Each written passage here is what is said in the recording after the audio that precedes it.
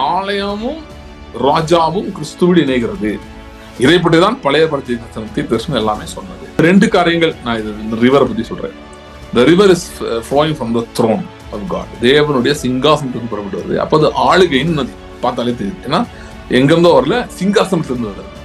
It's a river that rules, it reigns. See, ஆலயத்திலிருந்து வர்ற நதியை நிறைய பேர் புரிஞ்சு வச்சிருக்காங்க, அதை பத்தி பாட்டெல்லாம் படிருக்காங்க. ஆனா சிங்காசனத்திலிருந்து வர்ற நதி இன்னும் பார்க்கல.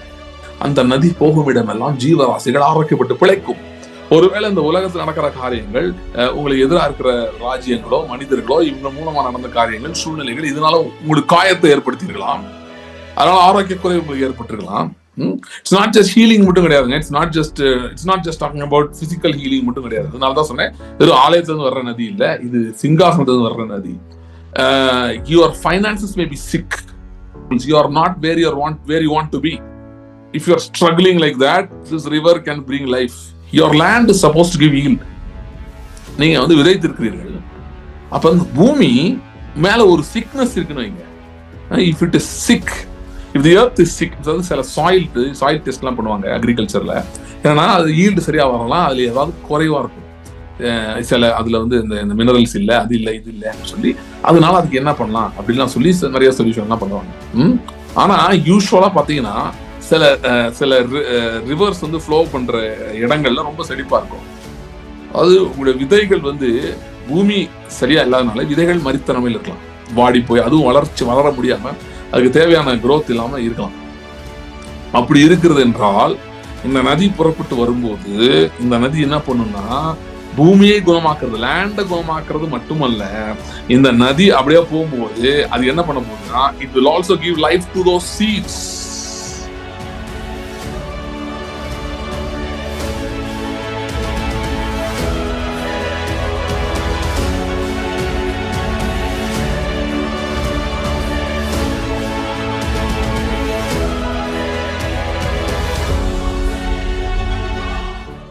ஸ்தோத்திரம் ஆண்டவரே, தேங்க்யூ லார்ட்.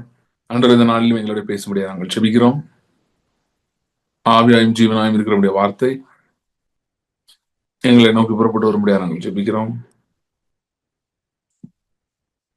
Thank you Lord. மனக்கண்கள் பிரகாசம் அடைவதாக.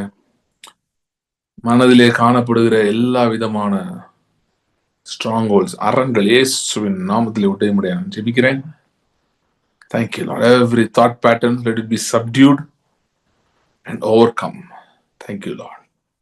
Thank you Lord. எங்களோட பேசும் இயேசு கிறிஸ்துவின் நாமத்தில் ஜெபிக்கிறோம் பிதாவே. எசேக்கியேல் 47 அதிகாரம் முதல் வசனத்திலிருந்து வாசிக்கலாம். எசேக்கியேல் 47 9 வரைக்கும். பின்பு அவர் என்னை ஆலயத்தின் வாசலுக்கு திரும்பி வர பண்ணினார். இதோ வாசற்படியின் கீழ் இருந்து தண்ணீர் புறப்பட்டு கிழக்கே ஓடுகிறதா இருந்தது. ஆலயத்தின் முகப்பு கிழக்கு நோக்கி இருந்தது. அந்த தண்ணீர் ஆலயத்தின் வலதுபுறமாய் பலிபீடத்திற்கு தெற்கே பாய்ந்தது. அவர் என்னை வடக்கு வாசல் வழியாய் புறப்பட பண்ணி என்னை வெளியிலே கீழ் திசைக்கு எதிரான புறவாசல் மட்டும் சுற்றி நடத்தி கொண்டு போனார். அங்கே தண்ணீர் வலதுபுறத்திலிருந்து பாய்கிறதா இருந்தது. அந்த புருஷன் தமது கையில் நூலை பிடித்துக் கொண்டு கிழக்கே புறப்படுகையில் 1000 முழமும் அளந்து என்னை தண்ணீரை கடக்க பண்ணினார். தண்ணீர் கணுக்கால் அளவாய் இருந்தது. பின்னும் அவர் 1000 முழம் அளந்து என்னை தண்ணீரை கடக்க பண்ணினார். அங்கே தண்ணீர் முழங்கால் அளவாய் இருந்தது. பின்னும் அவர் 1000 முழம் அளந்து என்னை கடக்க பண்ணினார். அங்கே தண்ணீர் இடுப்பளவாய் இருந்தது. பின்னும் அவர் 1000 முழம் அளந்தார். அங்கே அது நான் கடக்க கூடாத நதியாய் இருந்தது. தண்ணீர் நீர்ச்சாளமும் கடக்க முடியாத நதியுமாய் இருந்தது. அவர் என்னை நோக்கி, மனுபுத்திரனே, இதை கண்டாயா என்று சொல்லி என்னை நதியோரமாய் திரும்ப நடத்தி கொண்டு போனார். நான் நடந்து வருகையில் இதோ நதியோரத்தில் இக்கரையிலும் அக்கறையிலும் வெகு திரளான விருட்சங்கள் இருந்தது. அவர் என்னை நோக்கி, இந்த தண்ணீர் கிழக்கு தேசத்துக்கு புறப்பட்டு போய் வனாந்தர வழியாய் ஓடி கடலில் விழும். இது கடலில் பாய்ந்து விழுந்த பின்பு அதன் தண்ணீர் ஆரோக்கியமாகும். சம்பவிப்பது என்னவென்றால், இது நதி போகும் இடம் எங்கும் சஞ்சரிக்கும் ஜீவ பிராணிகள் யாவும் பிழைக்கும். இந்த தண்ணீர் அங்கே வந்தபடியினால் வெகு ஏராளமான மச்சங்களும் உண்டாயிருக்கும். இந்த நதி போகும் இடம் யாவும் ஆரோக்கியப்பட்டு பிழைக்கும். அப்பொழுது என் கேதி துவக்கி எனக்கலாயும் மட்டும் மீன் பிடிக்கிறவர்கள் அதன் கரையிலே நிற்பார்கள். அதெல்லாம் வலைகளை விரிக்கிற ஸ்தலமாயிருக்கும். அதன் மச்சங்கள் பெரிய சமுத்திரத்தின் மச்சங்களைப் போல பல ஜாதியும் மகா ஏராளமுமாயிருக்கும். ஆனாலும் அதனுடைய உளையான பள்ளங்களும் அதனுடைய மடுக்களும் ஆரோக்கியமாகாமல் உப்பாகவே விட்டுவிடப்படும்.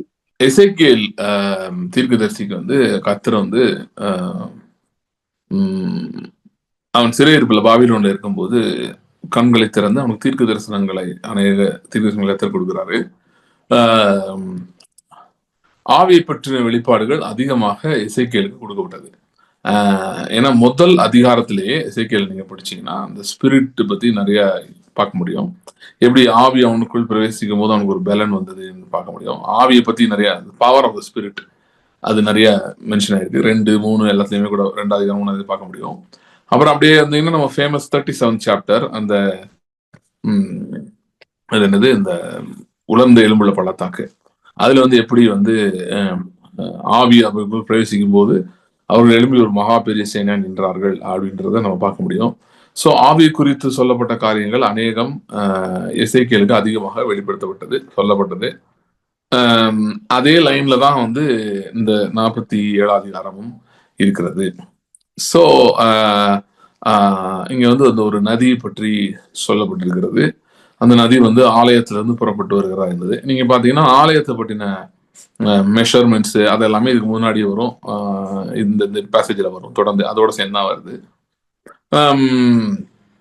ஸோ நோட்டபிள் பாயிண்ட் என்னன்னு பாத்தீங்கன்னா எசேக்கியேல் டைம்ல தேவாலயம் இடிக்கப்பட்டிருந்தது. ஆலயம் கட்டப்படும் மறுபடியும் என்பதை கர்த்தர் பேசினார். ஆனால் அவங்க நினைச்சிட்டு இருந்த மாதிரி நான் நிறைய தடவை சொல்லியிருக்கேன், ஆலயம் விட வேண்டியது முக்கியம் அப்படின்னா பழைய ஏற்பாட்ட முதல் ஆலயத்தை யார் கட்டினது? Who built the temple? The king built the temple. கரெக்டா? சாலமோன் என்னும் ராஜா, தாவீதுனுடைய குமாரன் சாலமோன் என்கிற ராஜா ஆலயத்தை கட்டினான். இங்க அது இன்னும் நடக்கல. செருபாபேல் இருக்கிறார். ஆனால் செருபாபேல் வந்து ராஜாவாக இல்லை. செருபாபேல் வந்து யூதாவின் அதிபதினா ஒரு கவர்னர் மாதிரி அந்த ஒரு ரோல்ல இருக்கான். ஆனா is reporting to the Persian government.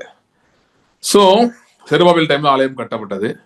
அப்புறம் அது திரும்ப ஒரு பிரச்சனையாச்சு, இடிக்கப்பட்டது, அதில் கொஞ்சம் பழுதாச்சு. அப்புறம் திரும்ப ஏரோது காலத்துல ஏரோது தான் அதை கட்டினதா சொல்றாங்க. ஏரோது ஹெல்ப் பண்ணி கட்டினதா இருந்தாங்க. அதே பெரிய பிரச்சனை பாருங்க, யாரு கட்டுறா பாருங்க ஆலயத்தை. ஸோ வந்து ஏரோது வந்து ஏசாவோட சந்ததியில் இருந்தாங்க, அவன் போய் கட்டிக்கிட்டு இருக்கான். ஸோ அந்த அளவுக்கு பரிதாபமான நிலைமை போயிடுச்சு. ஸோ ஆலயம் இருந்தது, ஆனா யாரு இல்லாங்க, ராஜா வரவே இல்லை. ஆனால் பழைய ஏற்பாடு தீர்க்கதரிசனங்கள் எல்லாமே நீங்க பாத்தீங்கன்னா ஆலயமும் இருக்கும் ராஜாவும் இருப்பாருன்னு தான் வருது. எல்லா தீர்க்கதரிசியும் ராஜாவை பற்றி பேசினார்கள். தாவீது சந்ததியிலே ஆண்டவர் வாக்கு பண்ணார்ல, தாவீதுடைய சந்ததியில அந்த ராஜா வருவார், அந்த ராஜா வருவார் சொன்னாங்க. ஆனால் இந்த ஆலயம் கட்டப்பட்டது, அதோட ராஜா வரவே இல்லை. ஓகே, அபிஷியலா எந்த ராஜாவும் வரல. ஆனால் ஒரு ராஜா வந்தார், அவர் நமக்கு தெரியும். தாவீதின் ஊரிலே பெத்லஹேமிலே பிறந்தவர், மரியாளின் மகனாக பிறந்தவர் பூமியிலே. அவர் தான் இவங்கெல்லாம் கண்டுபிடிச்சாங்க. வெளிப்பாடை பெற்றுக்கொண்டவர்கள் இவர் தான் ராஜா என்று கண்டுபிடித்தார்கள். அந்த ராஜா தேவாலயத்துக்கு வந்துட்டு தேவாலயத்துல வந்து பாத்தீங்கன்னா இந்த எல்லாம் இடிஞ்சு போயிட்டு சொல்லிட்டு போயிட்டாரு. ஓகே, இன்ஃபேக்ட் வந்து பாத்தீங்கன்னா தானியேலுக்கு தேவாலயம் கட்டப்படுறத பத்தி தீர்க்கதரிசனம் சொல்லப்பட்டது, தேவாலயம் இடிக்கப்பட்டு போகுன்றது சொல்லப்பட்டது. ஓகே, சோ நீங்க பழைய ஏற்பாட்டிலே ஃபுல்லா எடுத்து பாத்தீங்கன்னா தேவாலயம் கட்டப்பட்டு அப்புறம் இடிக்கப்பட்டுருன்றது இருக்கு. அப்ப தேவாலயம்ன்றது எந்த தேவாலயத்தை பத்தி பேசினாரு? பழைய ஏற்பாட சொல்லப்பட்டிருக்கிற தேவாலயம் என்ன?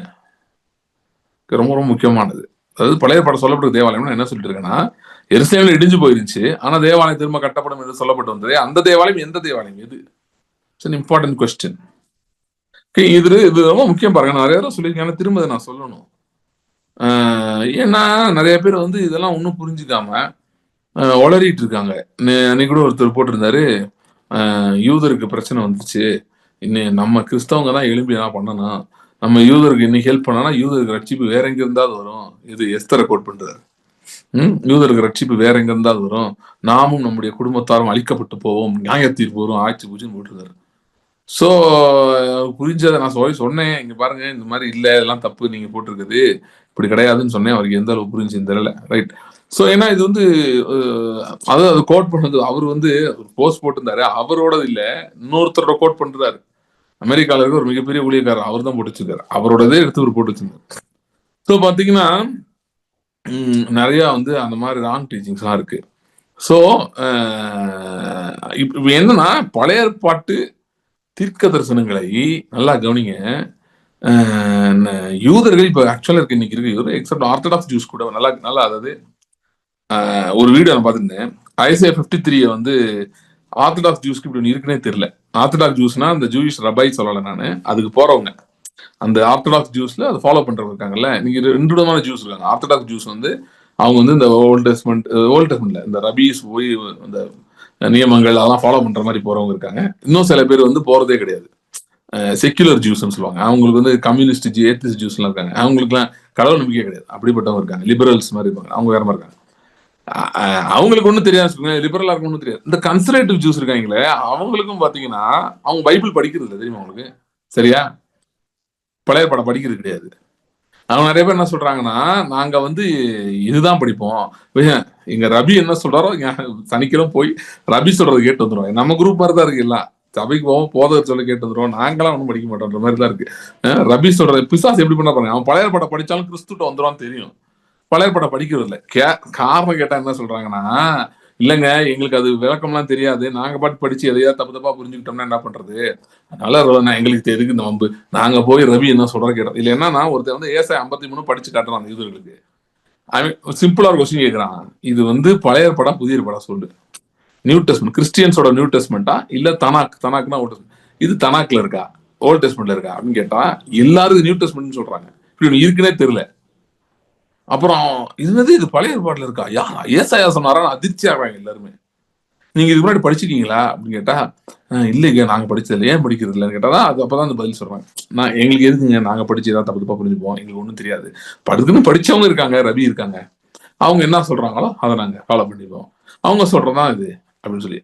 அவங்க வந்து இன்னும் சில ஜூயிஷ் ரைட்டிங்ஸே இருக்கு, அதாவது அந்த சேஜ் அப்படின்னு சொல்றாங்க, அந்த காலத்து யூத சில ரபிக்கள் அவங்க எழுதின நூல்கள்லாம் இருக்கு, அதை தான் படிக்கிறாங்களே தவிர பைபிளை படிக்கிறது இல்லை, பழைய படம் படிக்கிறது இல்லை. இப்படி பிசாஸ் பண்ணிச்சுதான். சோ வந்து சோ என்னன்னா அவங்க படிக்கிறது இல்லை, யூதர்கள் படிக்கிறதுலாம் அவங்க ஒண்ணுமே தெரியாது, அதுதான் பரிதாபமான நிலைமை. ஓகே, ஆர்த்தடாக்ஸ் ஜூஸ் கூட தெரியாது, போய் அந்த ரபி என்ன சொல்றது கேட்டு வருவாங்க, இந்த ஓய்வு நாள் ஃபாலோ பண்றது இதெல்லாம் பண்ணிட்டு இருக்காங்க. சரியா, ஆனா பழைய ஏற்பாடு தீர்க்க தரிசனம், அதாவது ஜீசஸ் சூப்பரா சொல்றாரு, தீர்க்க தரிசனங்களை வந்து தீர்க்க தரிசனங்களை வச்சுதான் தன்னை பத்தி பேசுறாரு.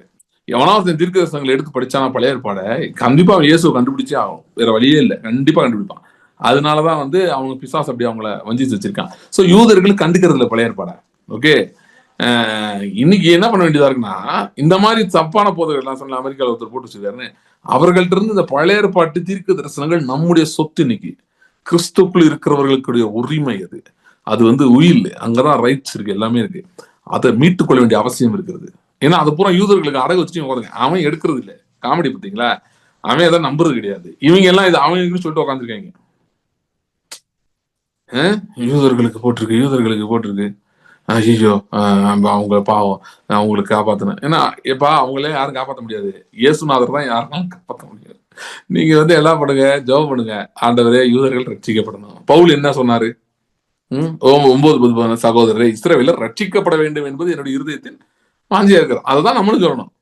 ஆண்டவரே அவங்க ரட்சிப்பு கூட வரட்டும், அவங்க காக்கப்படட்டும், அவங்க அப்படின்னு ஒண்ணு தவிர அதை விட்டுவிட்டு இப்ப யாரெல்லாம் அவங்க கூட சண்டை போடுறான், நான் அவனுக்கு எதிராக போய் திட்ட போறேன், ஃபேஸ்புக்ல போய் அவனை போய் திட்ட போறேன், யூடியூப் நாங்கெல்லாம் ஒரு பேஜ் அமைச்சிருக்கோம், நான் கிறிஸ்தவர்கள்லாம் சேர்ந்து இஸ்ரேலை காப்பாற்ற போறோம் அப்படின்னு நாங்க இஸ்லாமியர் கூட போய் சண்டை போடுறோம் அப்படின்னு இப்படிலாம் போட்டுட்டு இருக்கிறது வந்து பவுல் இப்படி எல்லாம் போடுங்கன்னு சொல்லல. புரியுதா? அதான் நான் சொல்லிட்டு இருக்கேன். ஏதோ பவுல் சொன்னாரு சொல்றாங்க, என்னெல்லாம சொல்றாங்க, அங்க இருக்கு இந்த வசனம் அந்த வசனம். என்னடா பேசுறீங்க, வசனத்தை எடுத்து காட்டுறான். அதனால கேட்டேன், என்ன ஒரு வசனத்தை காட்டுறாரு, அது என்ன போட்டிருக்குன்னா, மீட்பர் இஸ்ரவேலுக்கு வருவார், அவர்கள் திரும்புவார்கள் கர்த்தரண்டைன்னு போட்டிருக்கு. ஏசாயாவை வந்து கோட் பண்றாரு பவுல், ரோமர் 11:26. அதை நான் படிச்சுட்டு என்னங்க இல்லை கரெக்டா நான் சொல்றதான் போட்டிருக்கு. நான் என்ன சொல்றேன், யூதர்கள் ரட்சிக்கப்படணும்னு ஜெபம் பண்ணுங்கப்பா, உனக்கு ஆண்டவர் பாரம் கொடுத்தாருன்னா அங்க மிஷினரியா போ. ஆர்த்தடாக்ஸ் ஜூஸ் கொஞ்சம் சண்டை போடுவாங்க கூட பரவாயில்ல, நீ அவங்க மேல அன்பு இருக்குல்ல, போ தியாகமா போய் இருந்து ஊழிய செய்ய. நான் இங்க நார்த் இந்தியாக்கெல்லாம் போறவங்க இல்லையா, அது மாதிரி நீ போய் அங்க போய் இருந்து ஊழியம் செய்ப்போ. நீ அதை விட்டுட்டு நான் முஸ்லீம் பேஜ் எங்கன்னு பார்க்க போறேன், அவன் கூட போய் சண்டை போட போறேன்னு சொல்லி, இதுதான் வந்து நாங்க இஸ்ரேலை காப்பாத்துறோம்னா இஸ்ரேலை ஒன்னும் கலட்ட முடியாது. அப்படிலாம் போய் எண்ட் ஆஃப் த டே வந்து இது ஆண்டவர்கிட்ட வந்து சொன்னாங்க, சீலோவாம்ல கோபுரம்ல இருந்து 18 பேரை கொட்டுறது, அதுக்கு இயேசு சொன்னார், நீங்க ரட்சிக்கப்படாவிட்டால் நீங்களும் அப்படியே செத்து போவீங்க. சோ அதுதான் உண்மை. அது யூதனோ கிரேக்கனோ எவனா இருந்தாலும் அதுதான். இந்த பூமியில தீமை இருக்கிறது. ஒவ்வொரு நாடோ ஏதோ ஒரு விதமான பிரச்சனை இருக்கு. நமக்கு வந்து இப்ப இஸ்ரேல் இருக்க மாதிரி வார் இல்லை, பட் வேற பிரச்சனைகள் இருக்குல்ல. விலைவாசி எல்லாம் ஏறுதா இல்லையா? சோ இருக்கா, ஒவ்வொரு பிரச்சனை இருக்கு. சோ தீமைகள் இருக்கு. இப்ப கொரோனா வந்துச்சு, அதை விட்டு வச்சுச்சா? பாலஸ்தீன் இஸ்ரேல்னு எல்லா ஊருக்கும் தான் வந்துச்சு. சோ வந்து இந்த மாதிரி பூமியில நிறைய தீமைகள் எல்லாமே இருக்கு.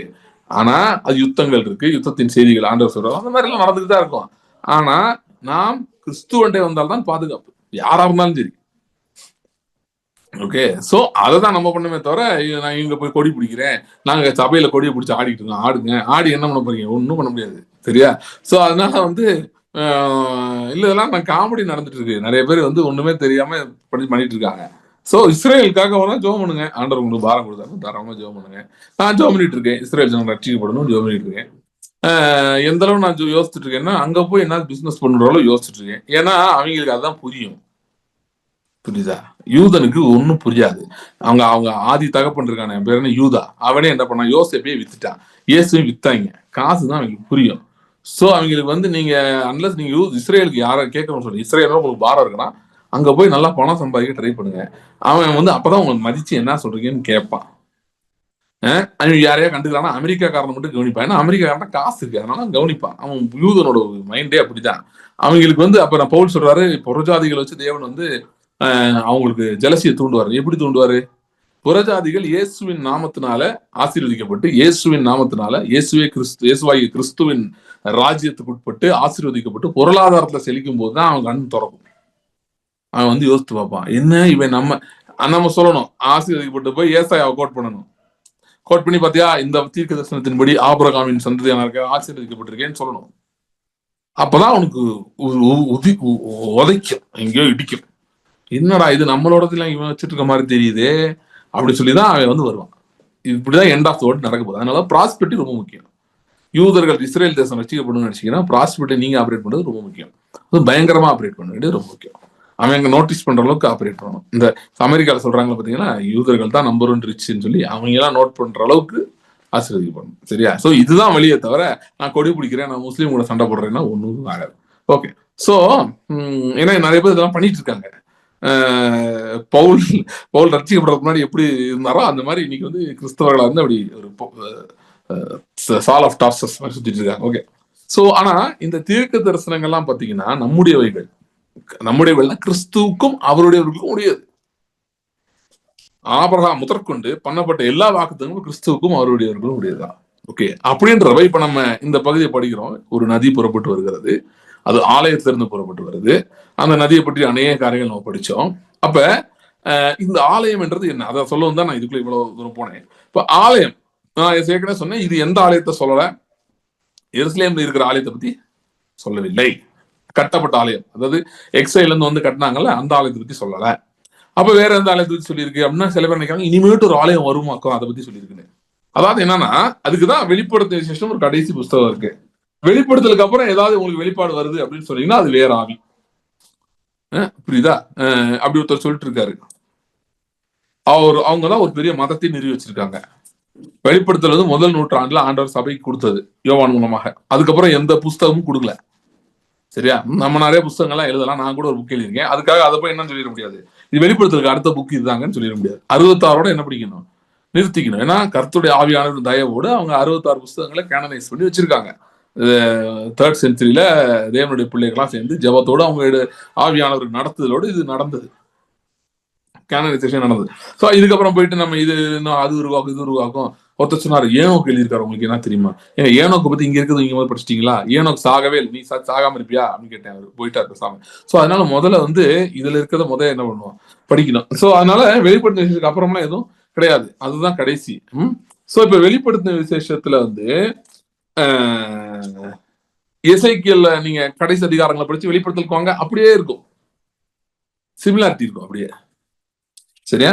சோ ஏன்னா எசேக்கியேலோட தீர்க்கதரிசன புத்தகம் நான் நிறைய சொல்லியிருக்கேன், இதெல்லாம் நான் திரும்ப சொல்றேன். எசேக்கியேலோட தீர்க்கதரிசன புஸ்தகம் வந்து நிறைவேறுதல், அது சொல்லப்பட்ட முழு அர்த்தத்தின் நிறைவேறுதல் எதுல வருது, எங்க வருது அப்படின்னு பாத்தீங்கன்னா வெளிப்படுத்தும் விசேஷம் வருது. ஏசாயாவுடைய முடிவும் வெளிப்படுத்தும் விசேஷத்தில் இருக்கிறது, தானியேலுடைய முடிவும் வெளிப்படுத்தும் விசேஷத்தில் இருக்கிறது. ஏனென்றால் ஒரு சிம்பிள் ரீசன், அதுக்கு நம்ம இன்னும் டீட்டெயிலாவும் சொல்லலாம். ஆனா ஜென்ரலா ஒரே லைன்ல சொல்லணும்னா, இந்த எல்லா தீர்க்கதரிசனங்களும் இயேசு கிறிஸ்து இல்லாமல் நிறைவே பெறாது. ஏனென்றால் நல்லா கவனிங்க, நான் சொன்னேன் ஆலயமும் இருக்கணும், ராஜாவும் இருக்கணும். கரெக்டா? அப்படிதான் முதல் இருந்தது எருசலேம்ல. கரெக்டா? அதே மாதிரிதான் திரும்ப செய்வார்னு வேதம் தீர்க்கதரிசிகள் சொன்னாங்க. ஆலயம் கட்டப்படும், ராஜா வருவார்னு சொன்னாங்க. சரியா? ரெண்டு எங்க ஜாயின் ஆகுதுன்னு பாருங்க. வெளிப்படுத்தல் 22 அதிகாரம் 3வது வசனம் வாசிங்க. இனி ஒரு சாபமும் இராது,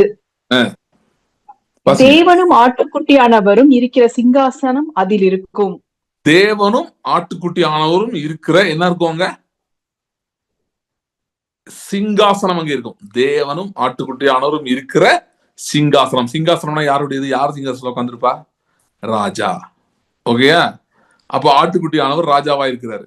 ஓகே, இது இன்னொன்னு, இது எந்த எருசலேம்? இந்த எருசலேம் இல்ல, இது எந்த எருசலேம்? புதிய எருசலேம்.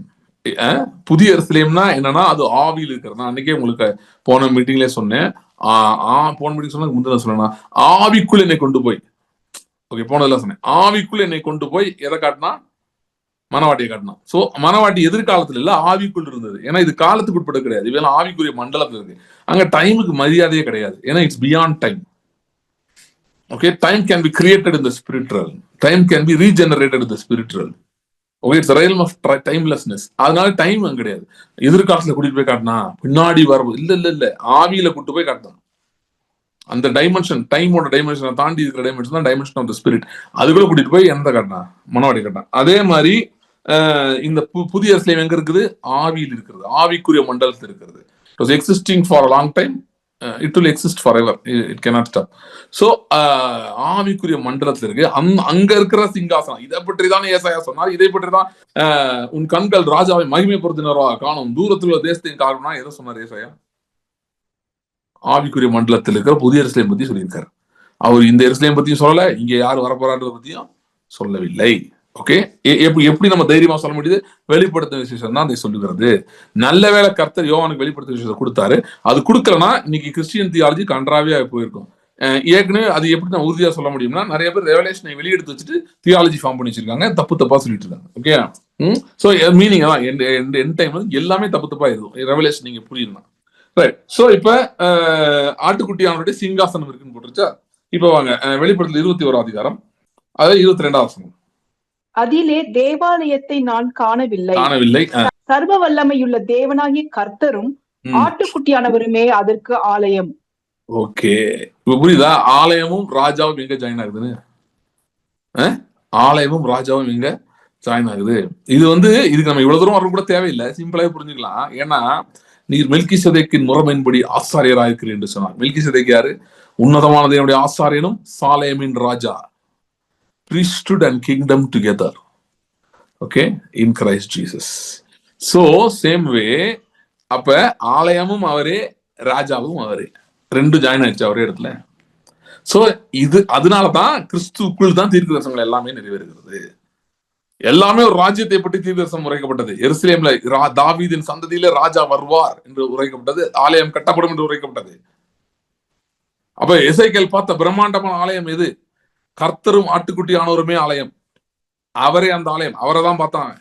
அவங்க எல்லாம் சிம்பாலிக்கா கொடுக்கப்பட்டது. ஆனா கிறிஸ்துவுக்குள் அவைகள் நிறைவு பெறுகிறது, கிறிஸ்துவுக்குள் அவைகள் முழுமை பெறுகிறது.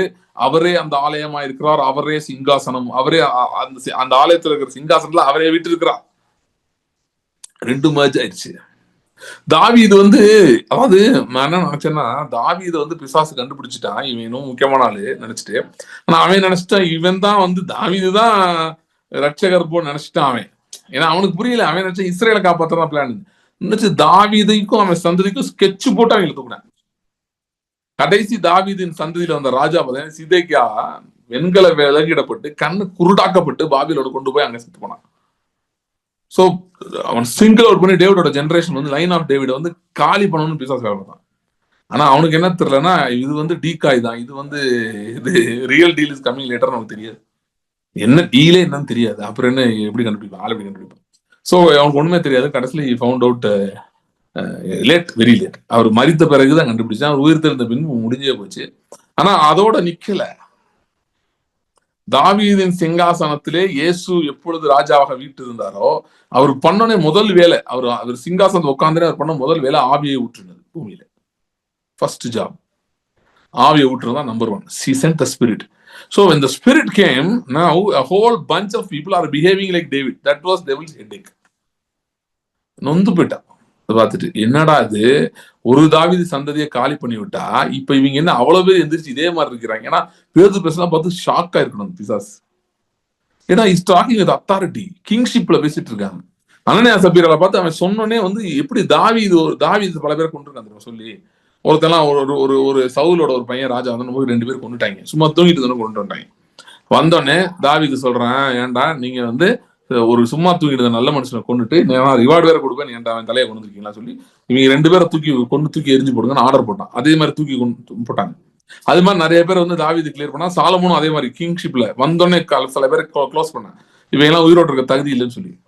ஓகே, கிங்ஷிப்ல வந்து அது ஒரு அவங்க 2 பேரும் செஞ்சாங்க, தாவீது செஞ்சா சாலமோன் செஞ்சாங்க. அதே மாதிரி இங்க பேதுரு ஆபரேட் பண்றாரு. அனனியா சப்பீரால் வந்து வாழ தகுதியற்றவர்கள் முடிவு செஞ்சு க்ளோஸ்.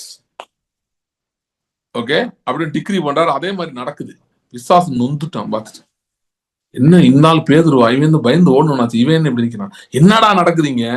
அப்புறம் தான் கண்டுபிடிச்சு சொல்றாங்க, இல்லைங்க பிரச்சனை பெருசாயிடுச்சு, ஏன்னா இயேசுக்குள்ள அதே ஆவியை கொடுத்துட்டாரு, இப்ப ஒன்றும் பண்ண முடியாது, அந்த ஆவிக்கு எதிர்த்து நிக்க ஒன்றும் பண்ண முடியாது. நீதிமொழிகள்ல 20 நினைக்கிறேன், 20 ஒரு வசனம், 30 நினைக்கிறேன் சொல்லுகிறது, வினோத நடைகள் அவைகள் 4 அவையாவன அப்படின்னு பார்த்தா வாசிடலாமா? சூப்பரா இருக்கும் வசனம். நீதிமொழிகள் 30:29 வாசிங்க. 30:29 வாசிங்க. வினோதமாய் அடி வைத்து நடக்கிறவைகள் 3 வினோத நடையுள்ளவைகள் 4 உண்டு.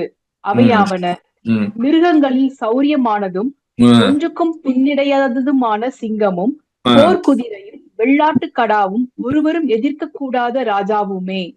பாருங்க, மிருகங்களில் சௌரியமானதும் ஒன்றுக்கும் பின்னிடையாதமான சிங்கம். ஓகே, அப்புறம் என்ன போட்டிருக்கு? போர்க்குதிரை. இதெல்லாம் நான் குதிரை ஏற்கனவே யோபுல இருக்கு, அதெல்லாம் பேசியிருக்கேன். போர்க்குதிரை வார் ஹார்ஸ், இதுவும் பின்னாடி வராது. வெள்ளாட்டு கடா தெரியுமா? வெள்ளாட்டு கடா என்னது?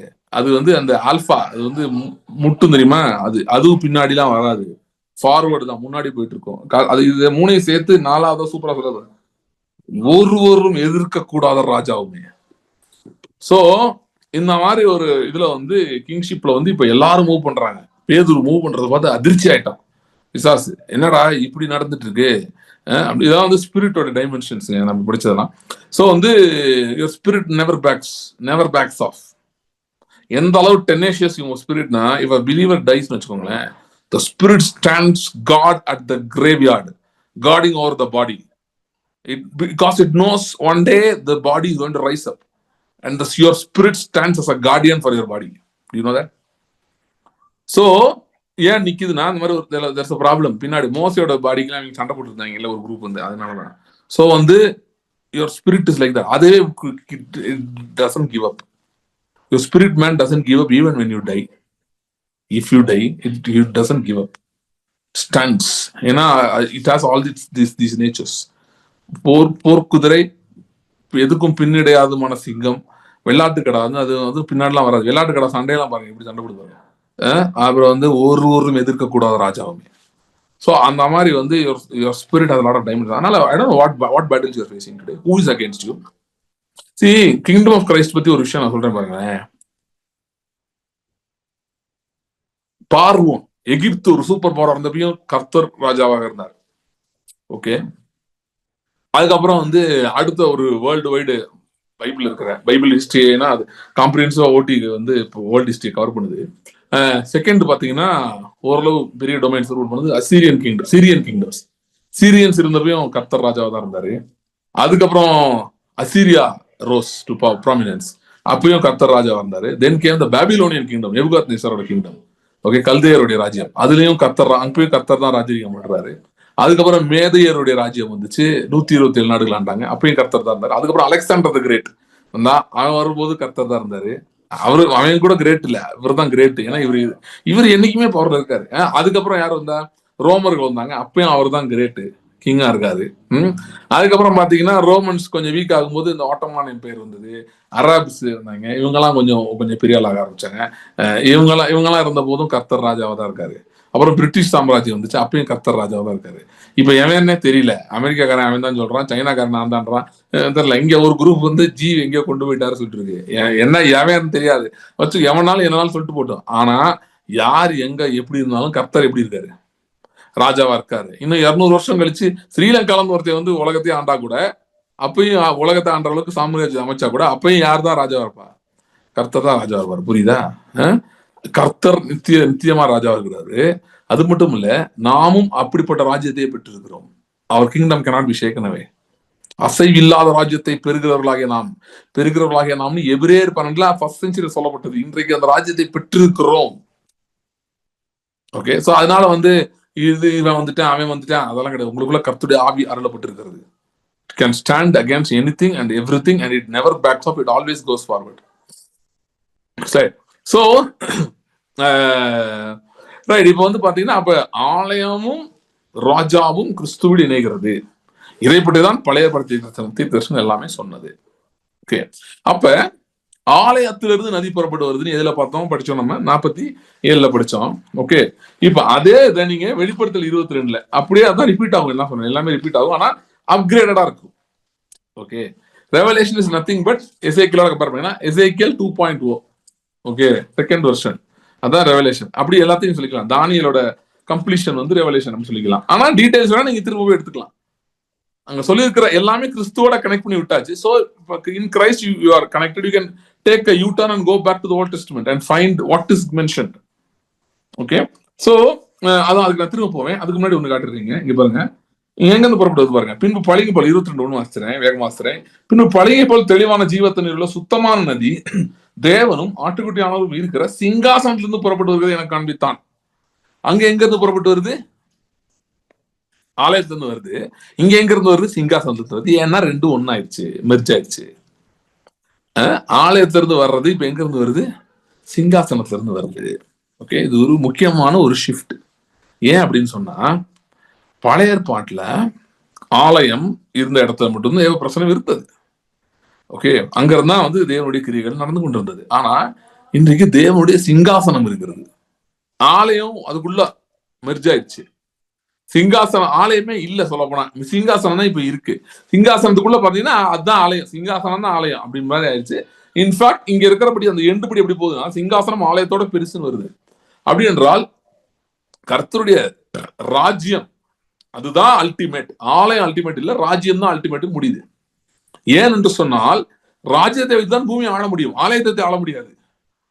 ஆலயம் என்பது என்ன, தேவனை வந்து நம்ம சந்திக்கவே முடியாம இருக்கு. பழைய ஏற்பாட்டுல தேவனை யாரும் சந்திக்கவே முடியாது. சந்திக்கிறதுக்கான இடம் தான் என்னது, ஆலயம். ஆனா வெறும் சந்திச்சுட்டு போறதுனால ஒன்னும் பெனிஃபிட் இல்ல. ராஜா வரும்போதுதான் ஆளுகை வருகிறது. ஓகே, ராஜ்யம் வரும்போதுதான் ஆளுகை வருது. சோ ஆளுகை தான் மெயின். சோ கர்த்தருடைய சிங்காசனம் இன்னைக்கு வந்து, அதனால பாருங்க இன்னைக்கு அடுத்த மூவ்மெண்ட் ஆஃப் காட் வந்து சர்ச்சுக்குள்ளெல்லாம் நடக்காது, சர்ச்சில் இல்ல.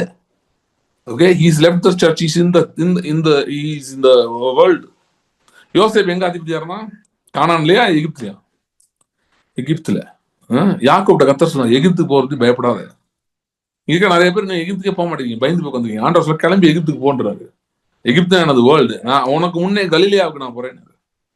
கலிலியா என்னது, பழைய ஏற்பாட்டுல ஏசாயா சொன்னான், முந்தின நாட்கள் ஈனப்படுத்தின முந்தின நாட்களை போல அது இருப்பதில்லை, பிற்காலங்களிலே புறஜாதியருடைய கலிலியாவை அவர் மகிமைப்படுத்துவார் என்று ஏசாயா சொன்னான். சோ கலிலியா வந்து புறஜாதியாருடைய கலிலியா அப்படின்னா எங்க வந்து கர்த்தருடைய பிரசனம் இல்லையோ, நாங்கெல்லாம் கிறிஸ்தவங்களா சேர்ந்து ஒரு சொசைட்டி ஃபார்ம் பண்றோம் பிரதர், ஒரு 50 கிறிஸ்தவங்களா சேர்ந்து ஒரு இடத்துல இருக்க போறோம், என்னன்னு போறீங்க, சண்டை தான் வரும். நான் எழுதி போய் சைன் போட்டு கொடுத்துருவேன். நான் வேணா பிளாங்க் பேப்பர்ல கையெழுத்து போட்டு, பிளாங்க் பேப்பர்ல நம்ம பேப்பர் எழுதி என்ன நடக்கும் தீர்க்க தரிசனம்லாம் சொல்ல தேவையில்லை, நம்ம தான் பாக்குறோம்ல. சண்டை தான் வரும். நாங்களாம் ஒரே கிறிஸ்தவங்களா விசுவாசிகளா சேர்ந்து என்ன பண்ண போறீங்க, ஒன்றும் பண்ண முடியாது. நீங்க வந்து புறப்பட்டு போங்கள், go into the world, go into all nations. ஒரு நல்ல கிறிஸ்டியன் ஆர்கனைசேஷன்ல வேலை கிடைச்சா நல்லா இருக்கும் பிரதர். எதுக்கு, என்ன பண்ண போறீங்க, பயமா இருக்கா? பயமா இருக்கா? யோசேப் எங்க போனா, எகிப்துக்கு போனா. சோ அதனால வந்து எங்க சேலஞ்ச் இருக்கோ அங்க போங்க, சரியா? சோ அதனால வந்து அப்படிதான் போகணும். உண்மையிலே உங்களுக்கு பைபிள் புரிஞ்சா அப்படிதான் போவீங்க. எங்க வந்து சவாலா இருக்கோ, எது முடியாதுன்னு சொல்றாங்க அங்க போவீங்க. யாராவது பேங்க்லாம் ஆரம்பிச்சு ஜோம் பண்ணிருக்கீங்களா? ஜோம் பண்ணுங்க. இப்பெல்லாம் அப்படி பண்றாங்க. நிறைய கந்துவட்டி கம்பெனிக்காரன் பேங்க் ஆரம்பிச்சிருக்கான்னு ஒருத்தர் சொன்னாரு, என்ற ஒரு பெரிய மனுஷர் சொன்னாரு. அதனால பாத்தீங்கன்னா எனக்கே தெரியாது, அதுக்கப்புறம் தெரிஞ்சு அவர் சில பேர்லாம் சொன்னார், நானே அதிர்ச்சி ஆயிட்டேன். சோ வந்து இவங்கெல்லாம் கந்துவட்டி குரூப். ஆக நம்ம தான் ஒன்றும் ஆரம்பிக்காம உட்காந்துருக்கோம். அதனால ஜோம் பண்ணுங்க. பேங்க் ஆரம்பிக்க வேண்டாம், அந்த மாதிரிலாம் வித்தியாசமா ஜோம் பண்ணுங்க. ஏன்னா சிங்காசனம் தான் இப்ப பெருசு. சரியா? சரி. நான் வந்து ஞாயிற்றுக்கிழமை சபைக்கு போகாதீங்கன்னு நான் சொல்லல. நீங்க சபைக்கு போங்க. ஆனா ஞாயிற்றுக்கிழமை சபைக்கு போங்க. அதுக்கப்புறம் மற்ற நாள் வந்து அது நல்ல சபையா போங்க. எங்க கர்த்தருடைய வார்த்தை பிரசங்கிக்கப்படுகிறதோ, கர்த்தர் ராஜாவா இருக்கிறார்னு பிரசங்கிப்படுற இடத்துக்கு போங்க. சரியா?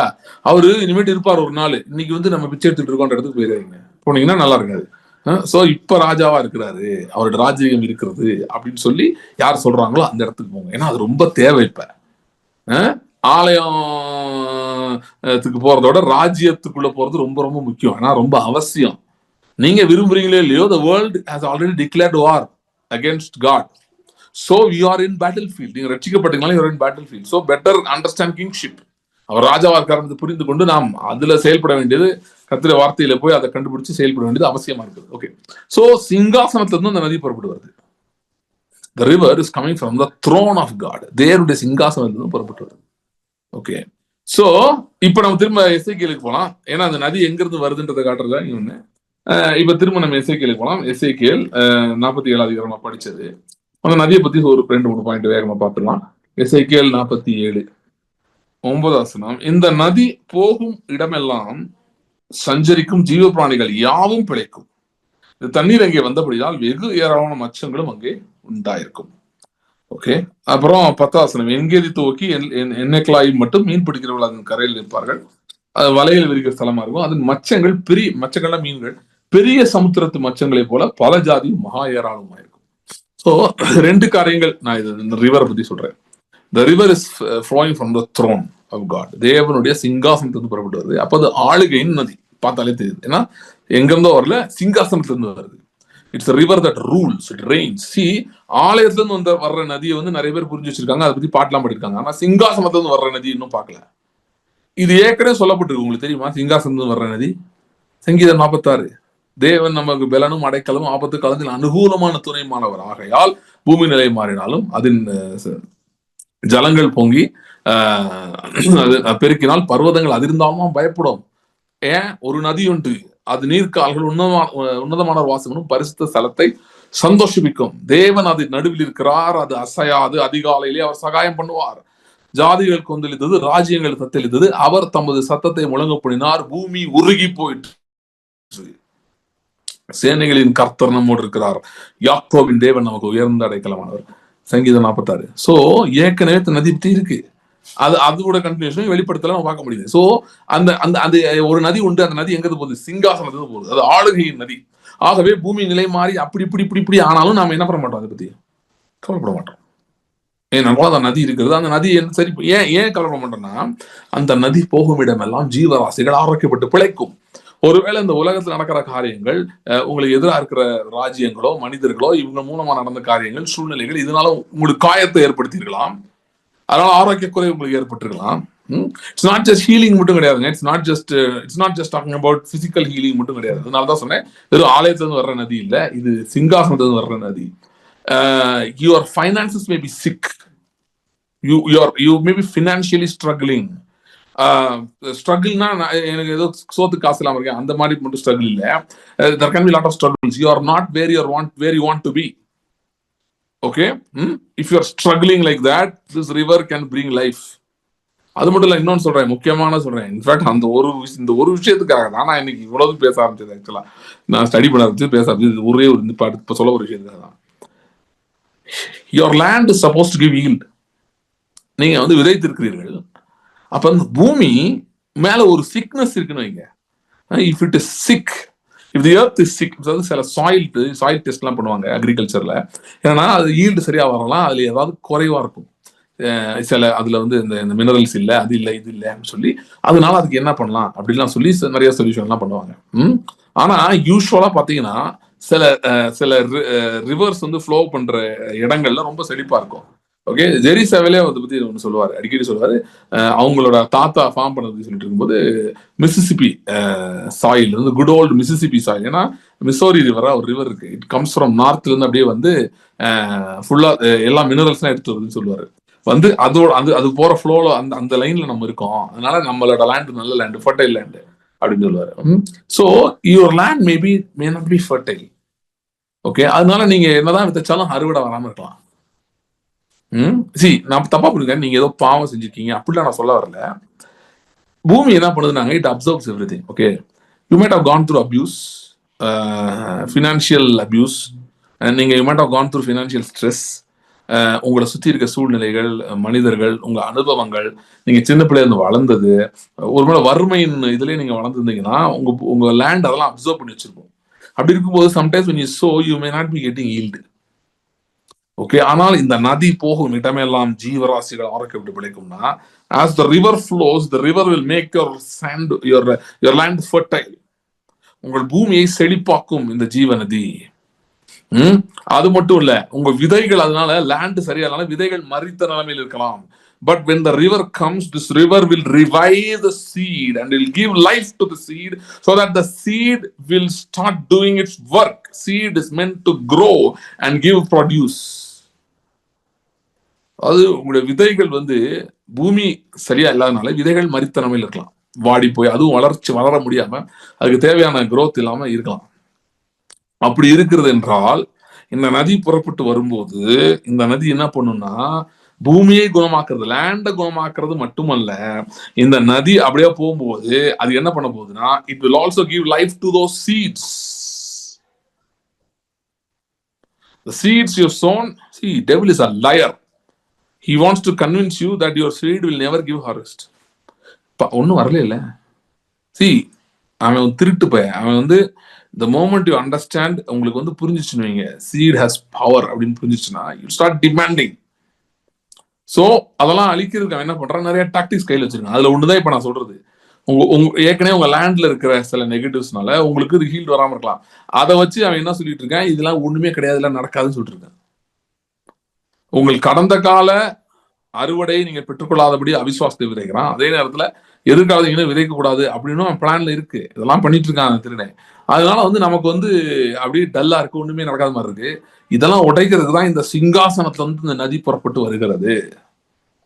இந்த நதி புறப்பட்டு வருகிறது. இது போகும் இடமெல்லாம் ஜீவராசிகள் ஆரோக்கியப்பட்டு பிடிக்கும். சோ ஜீவராசிகள்னா your land will live, your seed will live.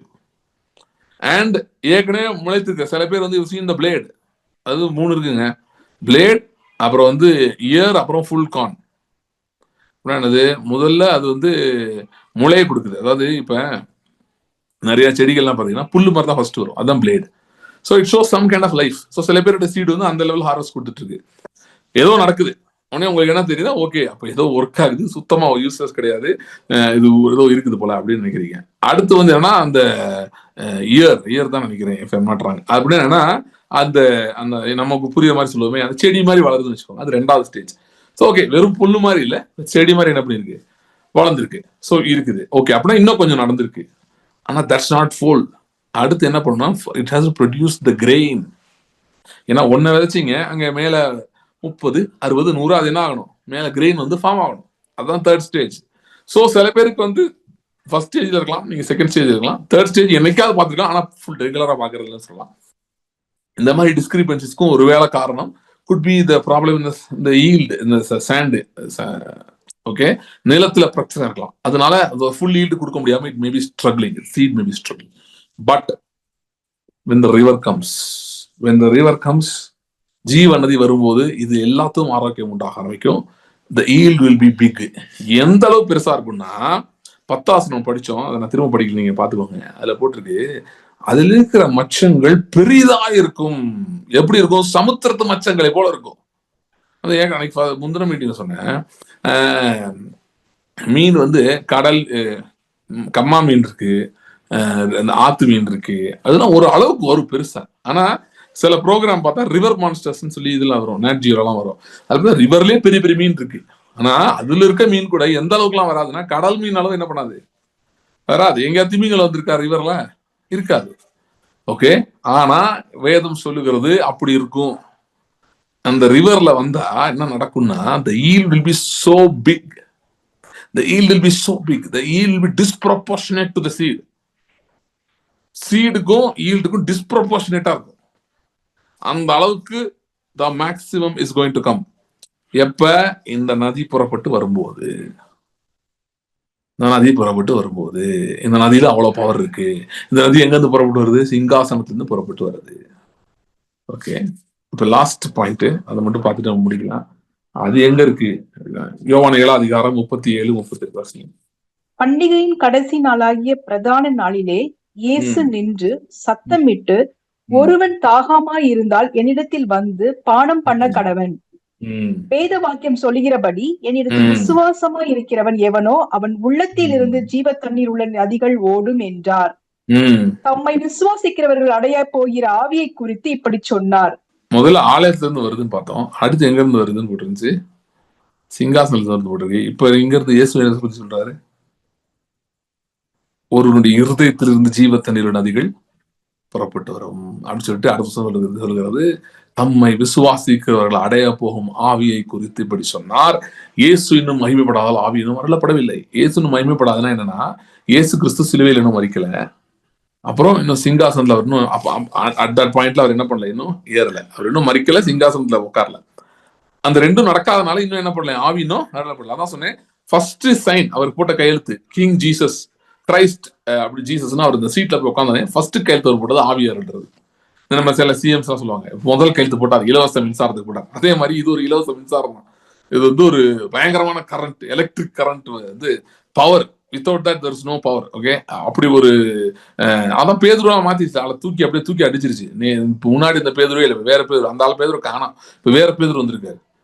சில பேர் நினைக்கிறாங்க என்ன இது அதே ஆள் தானா, இல்ல எதுவும் டபுளா, பாடி டபுளா, வேற மாதிரி பேசுறாரு. ஏன்னா வந்து இது வந்து டோட்டலா டிஃப்ரெண்ட், வேற ஆளா மயாச்சு. அந்த மாதிரி அடிச்சு தூக்கிருச்சு, கரண்ட் அடிச்சு தூக்கிடுன்னு சொல்லுவாங்க. எங்க அந்த காலத்துல மதுரையில சொல்லுவாங்க, கரண்ட் அடிச்சு தூக்கிடுச்சுங்க, ஆளை செத்துட்டாருங்க. ஸோ அது மாதிரி வந்து ஓல்டு மேன் டெட் அடிச்ச கரண்ட்ல புது ஆள் வந்தாச்சு இப்ப.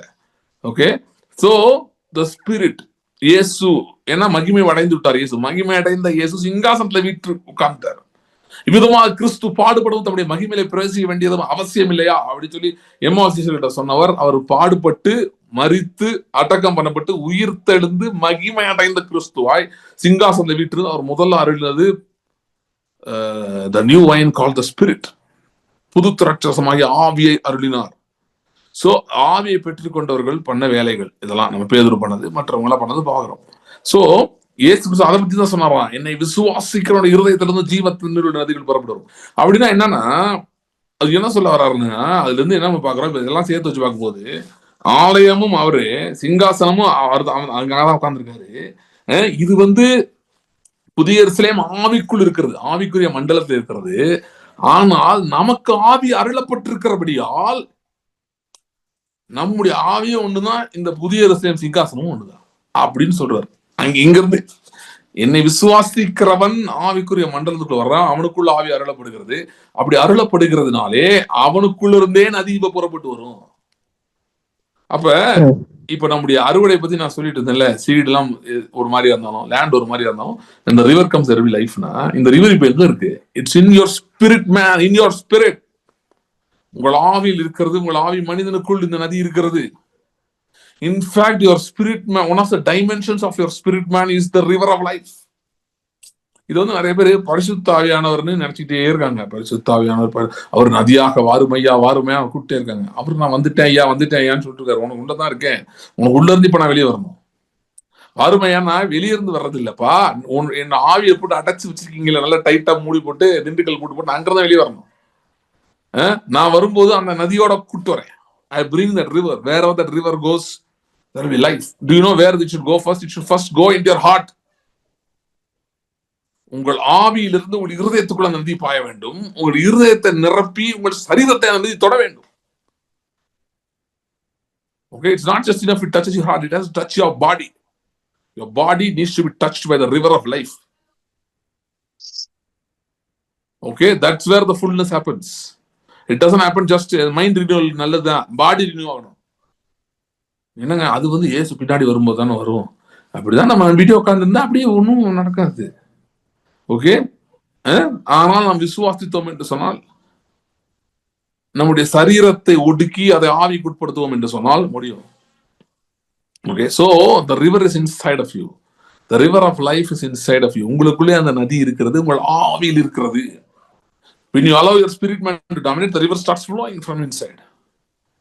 Okay? How do you allow your spirit man to dominate? எப்படி உங்க spirit man dominate பண்ண வைக்கிறது அப்படின்னா, the more you go into the presence of God and drop yourself, உங்களுடைய மனதையும் உங்கள் ஆத்மா உங்கள் சரீரத்தை அங்க சமர்ப்பிக்கும் போது, இப்படி இருக்க சகோதரர் உங்கள் சரீரங்களை பரிசுத்தமும் தேவனுக்கு பிரியமான ஜீவ பலியாக கொடுக்க வேண்டும் என்று தேவனுடைய இறக்கங்களை முன்னிட்டு உங்களை வேண்டிக் கொள்கிறேன். இதுவே நீங்கள் செய்யத்தக்க புத்தியுள்ள ஆராதனை.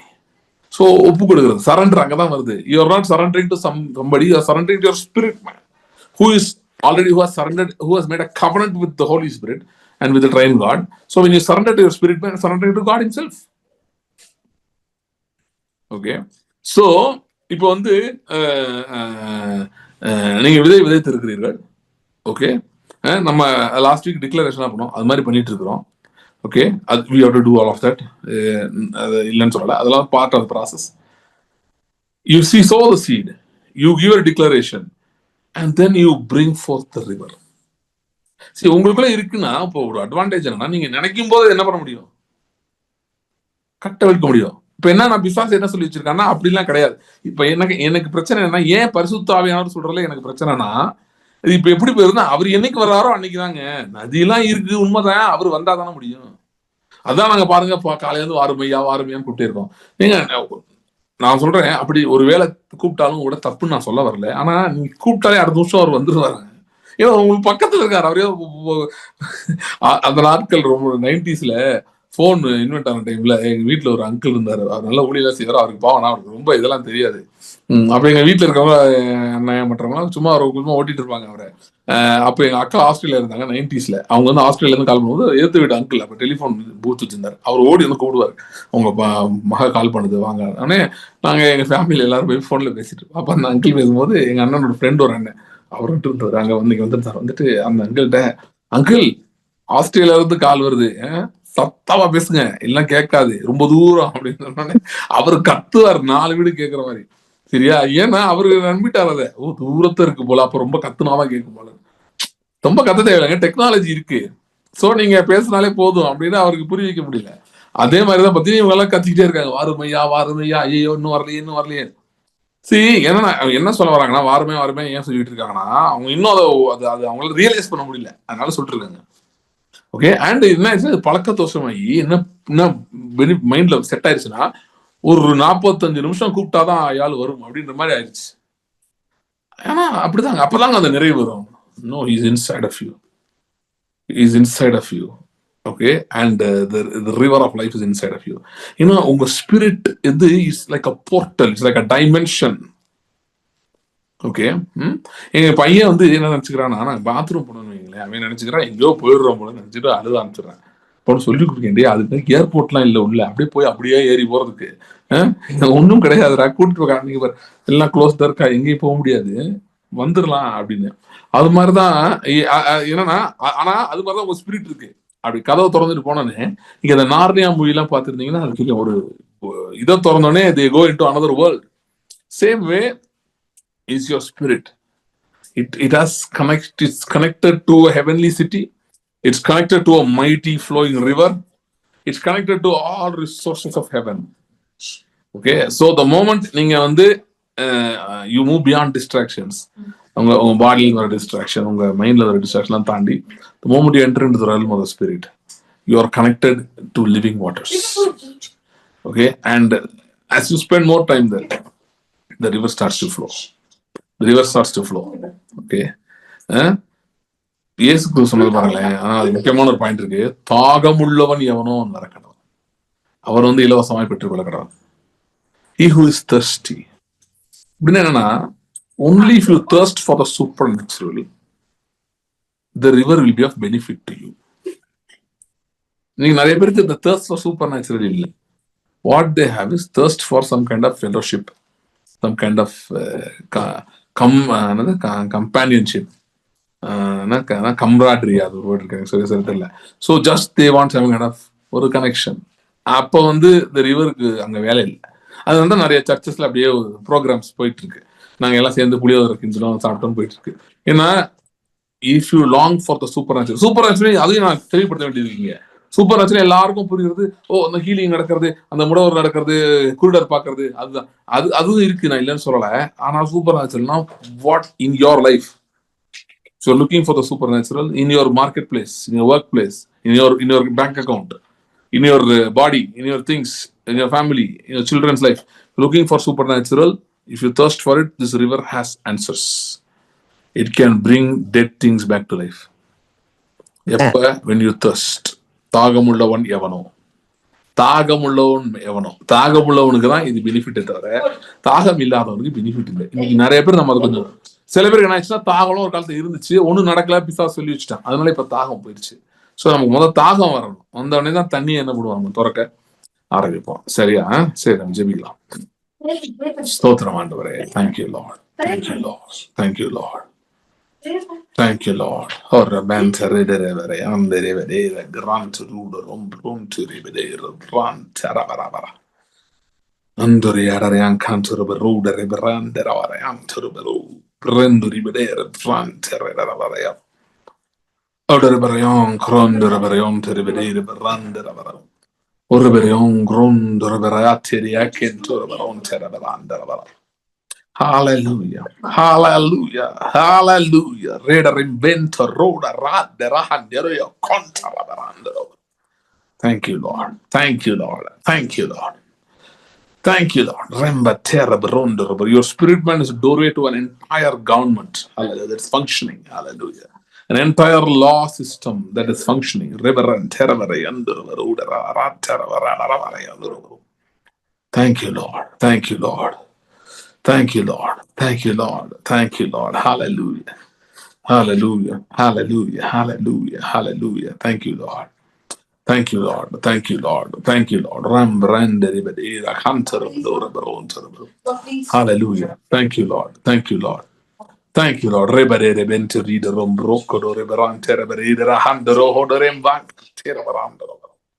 Hallelujah. Hallelujah. Hallelujah.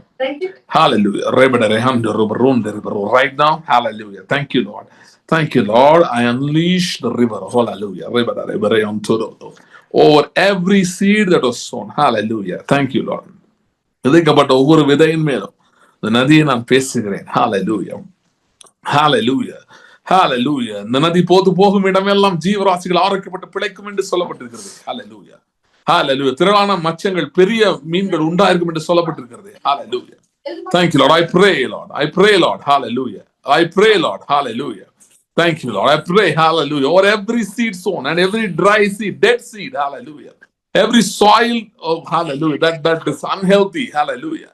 Hallelujah. Lord, I command the river to flow right now. Hallelujah. Let there be 100 times harvest. Let there be 100 times harvest. Hallelujah. ஈசாக்கு அந்த தேசத்திலே விதை விதைத்து 100 மடங்கு அறுவடை பெற்றுக் கொண்டான். அப்படியே 100 மடங்கு அறுவடை இயேசுவின் நாமத்திலே பேசுகிறேன்.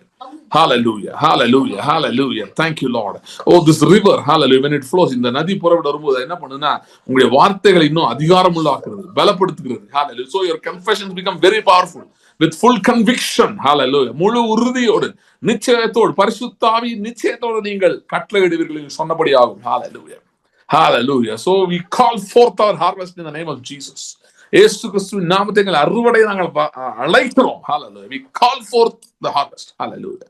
We call forth the harvest. Hallelujah. Hallelujah. Oh, hallelujah. ஒரு அதிகாரத்தின் அறுவடையை நான் அழைக்கிறேன். Hallelujah. ஒரு பொருளாதார அறுவடை நான் அழைக்கிறேன். Hallelujah. Hallelujah. Hallelujah. Hallelujah. Oh, authority over the bodies. Hallelujah. சரீரங்கள் மேல் அதிகாரம். Hallelujah. அந்த அறுவடை இயேசுவின் நாமத்தில் கட்டளையிடுகிறேன், அதை அழைக்கிறேன்.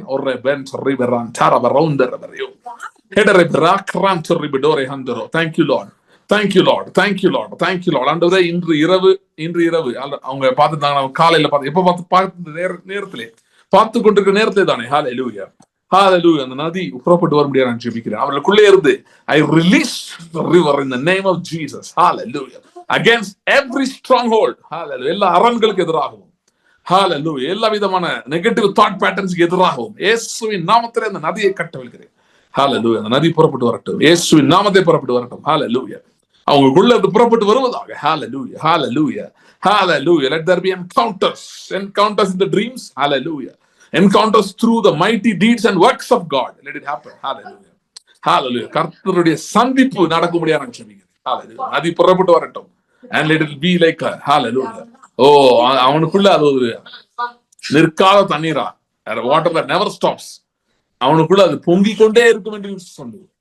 இந்த நதி பொங்கிக் கொண்டே இருக்கும் என்று சொன்னது. அப்படி அந்த நதி நான் பேசுகிறேன். இயேசுவின் நாமத்திலே பெரிய அறுவடை நாங்கள் பேசுகிறோம். பெரிய சாட்சிகளை இயேசுவின் நாமத்தில் எதிர்பார்க்கிறோம், பார்ப்போம் என்று நாங்கள் நம்புகிறோம். இந்த கருத்திலே கொடுக்கிறோம் ஆண்டவரே. தொடர்ந்து பெரிய காரியங்கள் செய்யும் இயேசு கிறிஸ்துவின் நாமத்தில் ஜெபிக்கிறோம் பிதாவே. Amen. Amen. Thanks for joining. இன்னொரு கூட ரிமைண்டர் கொடுக்குறேன். திருச்சியில 1ஆம் தேதி full day conference, full day conference இருக்கு. ஓகே, இந்த காரியங்கள் எல்லாமே நான் பேசுறேன், டீட்டெயிலா பேசுவோம். ராஜ்யத்தை பற்றி, கிறிஸ்துவின் ராஜ்யம் என்ற தலைப்பில் நான் பேச போறோம். நிறைய காரியங்கள் பார்க்கலாம். சில பேர் நேரடியா பார்க்கறதுக்கு நீங்க நமக்கு அந்த மாதிரி தருணங்கள் தான் இருக்குது. அதனால உங்களுக்கு முடிந்தால் நீங்கள் வரும்படி நான் கேட்டுக்கொள்கிறேன். ஒருவேளை பார்க்க முடியாதவங்க, நேரம் வர முடியாதவங்களுக்கு ஜூம்லயும் நீங்க ஜாயின் பண்ணலாம். அதுக்காகவும் இருக்கு. நீங்க நான் பேசிட்டு இருக்கும்போது இந்த போஸ்டர் இருக்கும், நீங்க பாத்துக்கலாம். டீடைல்ஸ் இருக்கு. ரெஜிஸ்டர் பண்றது நீங்க சீக்கிரம் பண்ணீங்கன்னா ஜூமுக்கு ரெஜிஸ்ட்ரேஷன் இருக்கு, நேரில் வந்து இருக்கு. எதனால எது உங்களுக்கு ப்ரிஃபரபிளோ நீங்க பாத்துக்கலாம். அந்த வீடியோல அன்னைக்கு பேசுறது இந்த வெளியே வராது. ஏன்னா அது வந்து தனி கண்டென்ட், அது தனியா மெயின்டைன் பண்ணுவோம். ஸோ விரும்புகிறவர்கள் நீங்கள் பங்கு பெறும்படி நான் thank you so much. God bless you. See you in the next video.